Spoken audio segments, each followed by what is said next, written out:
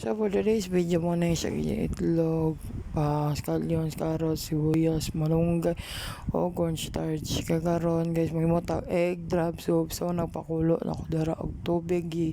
Sagol na ako tanan mga lamas ay para humok siya. So magulat ng tag mga pila ka minuto para maghumok ka mga suwari na po siya. Sa itinagkaon ng buwang oo, patulo-tulo. So gibot na sana ko ang cornstarch.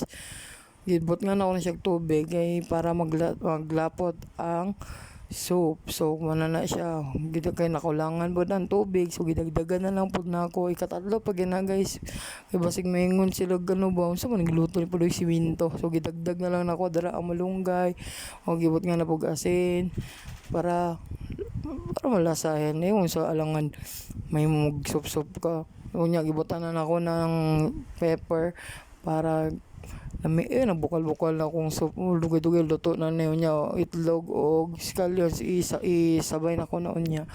So ara na gibutan na ng itlog nya lugay-lugay yun na po nato na mana na siyang kinagawasan guys sa akong soup.